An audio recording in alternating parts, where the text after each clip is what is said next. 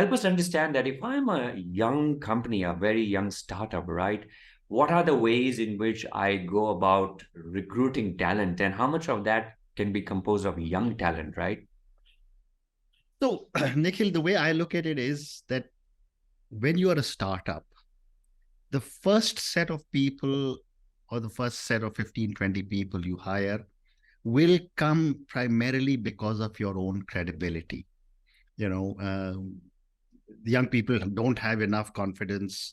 Why young people? Nobody has enough confidence that where will your startup go, but they trust you as the founder. So the first set of people who will join you will be people who trust you as an individual. And therefore, as a startup founder, it becomes even more important for you to be able to demonstrate your own credibility, demonstrate the direction that you want to take your company in, demonstrate the careers that you can offer to people, demonstrate what are the opportunities to learn for the young people. And once that process starts to get going, then you can start looking at other forms of getting people on board. Having said that, there is never a dearth of talent in our great country. There is more than enough knowledge, more than enough talent. The biggest gap is how do you match the skills of young people with the needs of the businesses, whether it's a startup or whether it's a large company. And that is the gap that people are trying to fill. And of course, now new technology has come up. So there are a lot of the search firms are using artificial intelligence to be able to predict kind of skill sets that you need, to predict the kind of people who can come on. So I think those are some of the things that are there, and I'm sure I'll be able to answer in more detail as the discussion progresses. Sure.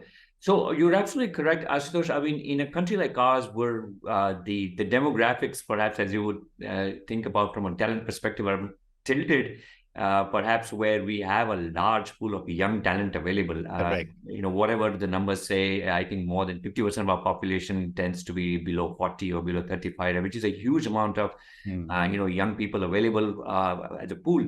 But there is also perhaps a tag. And again, I mean, with all your 4 decades of experience, I'd be curious to know, India churns out, for instance, a lot of engineers, perhaps more than US and China combined. But there's the question of how many of them are employable. So if you're in a startup kind of an environment, when all of a sudden there's a rapid growth, what do you do? How much of the talent have you seen personally where you feel that, do I just kind of get on board people because I need it, because I've got to ramp up, or how do you tackle some of that? So, when you bring on board your first set of hires, whether they're the Gen Z or the millennials or maybe older people also, in the early stages of a startup, everyone is scrambling to do everything. Because the founder, and as I've written in one of my books, as the founder of Guardian, I've gone and cleaned toilets, and I've gone and mopped the shop floors, the Guardian show stores and the floors. I have mopped that also, and I think that is the time when the first and most basic quality that is needed by any founder is, number one, complete trust. And number two, removal of all ego that we all tend to have, ahankar.